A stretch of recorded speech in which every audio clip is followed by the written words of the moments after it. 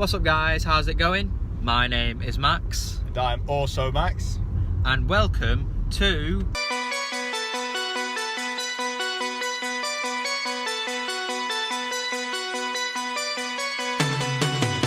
Thor Ragnarok. Oh yeah.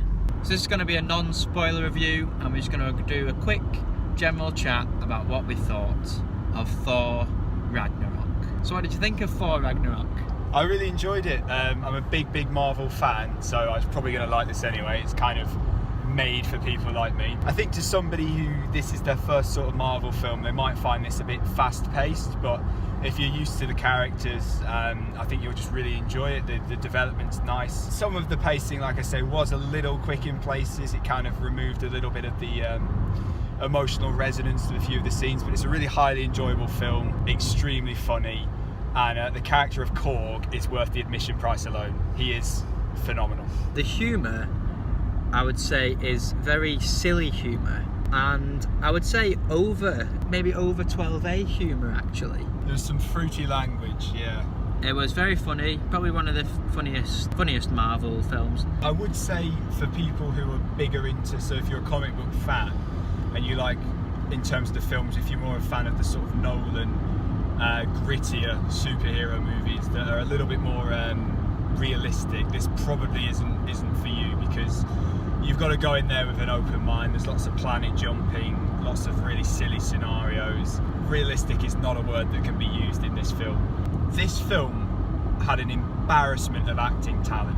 I mean, the supporting cast was Idris Elba, Anthony Hopkins, Jeff Goldblum, Benedict Cumberbatch was in it for less than 5 minutes. You know, this is the level we're at, and obviously Tom Hiddleston and Chris Hemsworth do a great job as Loki and Thor. And Cate Blanchett did really well as well, by the way. Yeah, not even mention Cate Blanchett. What a villain she was. On this note of Jeff Goldblum, I feel like he wasn't used enough. What are your thoughts? Yeah, I mean, how long was the film? I believe it was 2 hours and 10 minutes. 2 hours and 10 minutes. You did get the feeling that they were sort of, the way the film was cut together, to me it did look like they missed a lot out, and I feel like their intention was to use more of the supporting cast than was used, just simply because they had so many great characters. I also heard that one of the main things that they've been saying about the Thor movie is that it's like a big budget independent movie.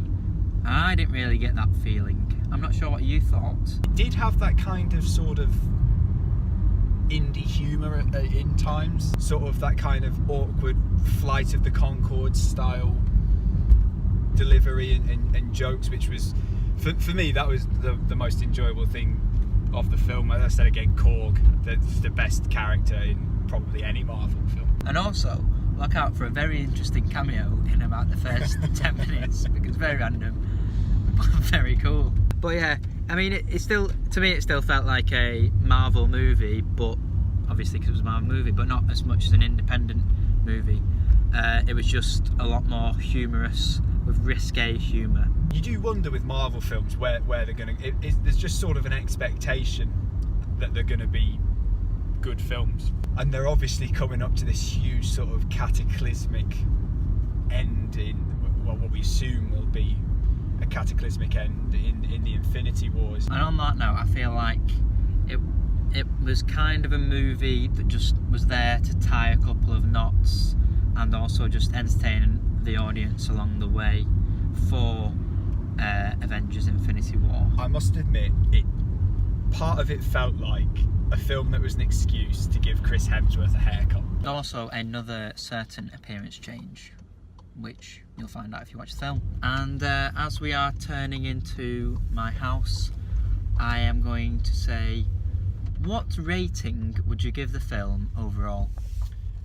Solid 8 out of 10 for me. I know some people will probably say that's a bit kind, and anybody who knows me will know I am slightly biased towards Marvel movies because I do love them, but I think the action was great. The acting is always of a high caliber in Marvel movies. Soundtrack is very enjoyable. I will be buying that on iTunes. Yeah, overall I think it warranted an 8 out of 10. I'd imagine you're going to go lower.